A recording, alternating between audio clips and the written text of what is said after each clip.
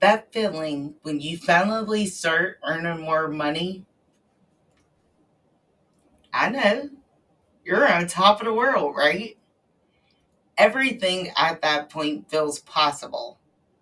Upgrading your apartment, splurging on that dream vacation, maybe even getting that new car that you've been eyeing on the lot. But here's the thing, more money does not always mean more what? Freedom. Let me tell you about my friend Alex. See, Alex was just like many of you, just got a substantial raise, new baller on the block, and was ready to live the life that they'd been living and dreaming for at this point. They moved into a bigger, more expensive apartment down at the riverfront because why not? They started eating out 4 to 5 times a week. Not Mickey D's anymore, but I'm talking about Ruth's Chris Steakhouse and booking these fancy weekend trips on their credit card. Talk about going down to Mexico for a weekend, Aruba, wherever they're there.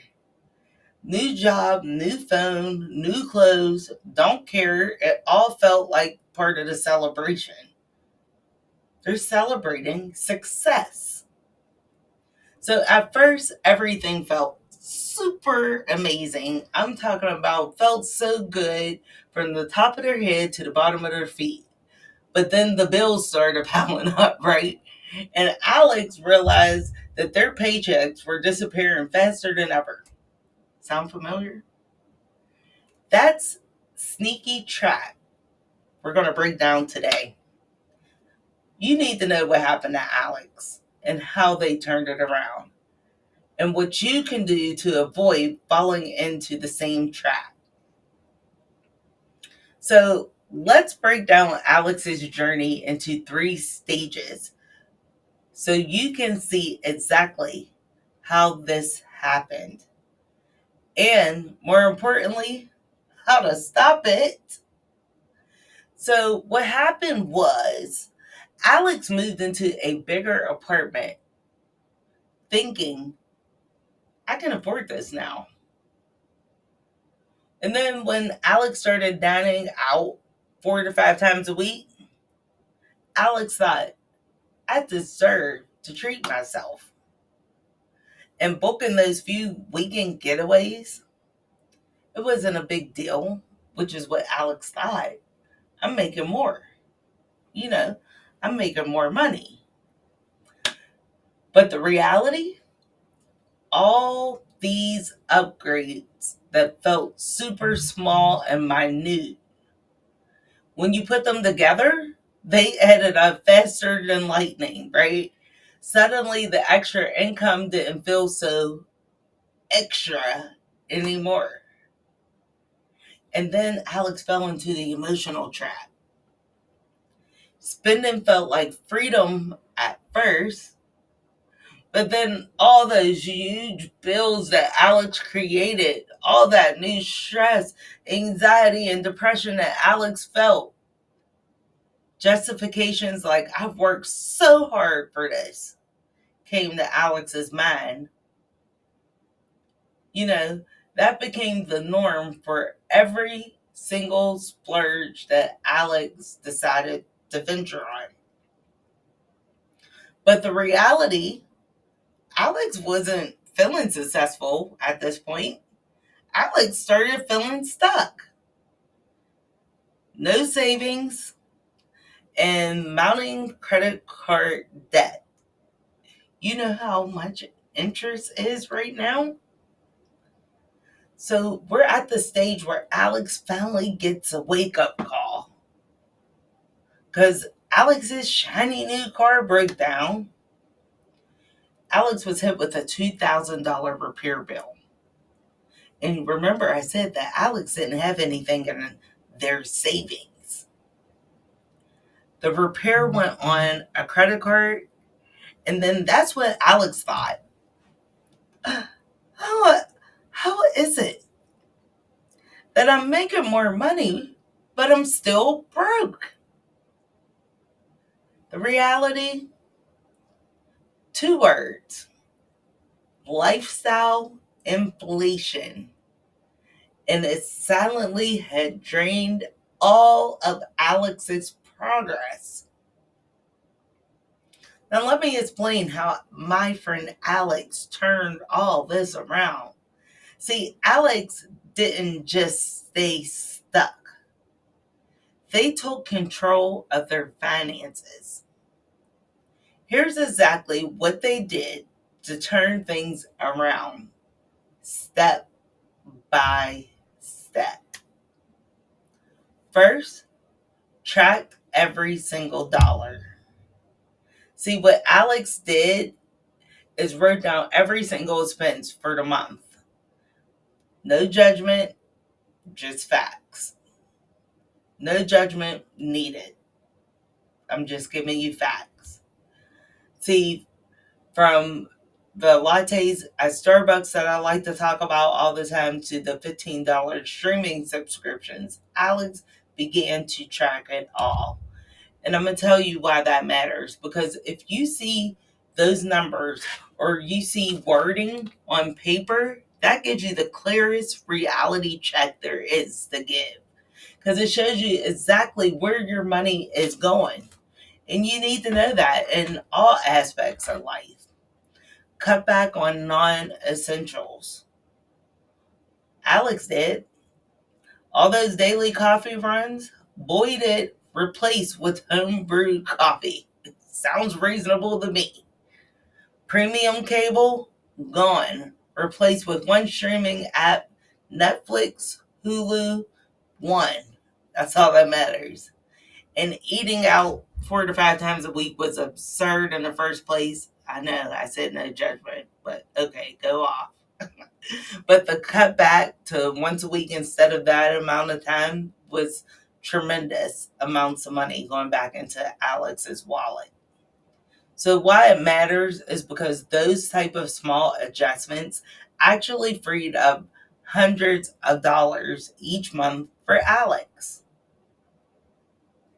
Now, living below your means is one thing, but what Alex did was actually committed to saving 20%, 20% of every paycheck before spending one solid dime. Why that matters is because paying yourself first means that you're building that cushion, a money cushion for emergencies or future goals. Now let's talk about setting some clear goals, because that's what Alex did. Alex built an emergency fund for unexpected expenses like those pesky car repairs that happen when you don't even realize it. Started saving money for their long-term goals without relying on credit cards. Why that matters? Alex's focus completely shift from that what paycheck to paycheck living to build financial freedom. So, can you avoid lifestyle inflation?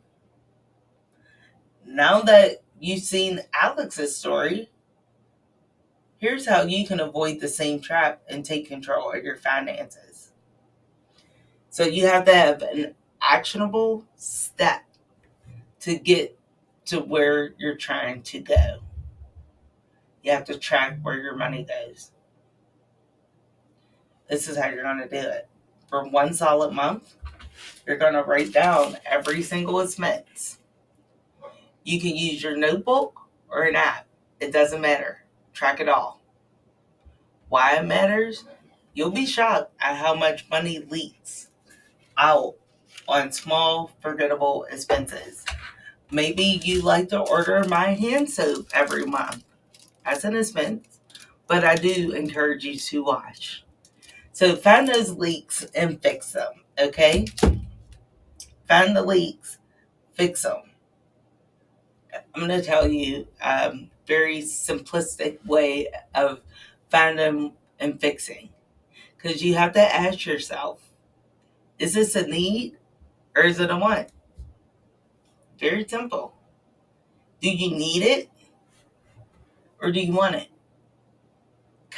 If you cut back on things like subscriptions, that's easy. Or instead of, buying lunch every day at the cafeteria, maybe you would like to brown bag it and pack it. You remember you used to do those things when you were young. And you're going to avoid any type of impulse shopping. And when I say impulse, it's like, oh, you rode by, you seen it in the window, you reverse, go back, park, go in, buy, run home, and say, why did I get this again? So you're going to find a way to free up 50 to 100 a month because that can add up fast over time. Okay, better yet, instead of 50 to 100, we'll do 40 to 80. Save before you spend, my friends. Save before you spend, my friends. If you can commit to saving at least 20% of every paycheck, kudos to you. If you can't commit to that big amount in this moment, do 5%.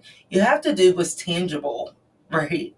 You have to do what works for you. Treat it like it's just this non-negotiable bill that you have to pay because you're paying yourself first. You're paying yourself for your future today. And let's talk about why that matters. Because this creates a safety net and keeps you focused on building your what? Wealth. Boom. If I had a mic, I drop. Oh, I do have a mic, but I'm not going to drop it.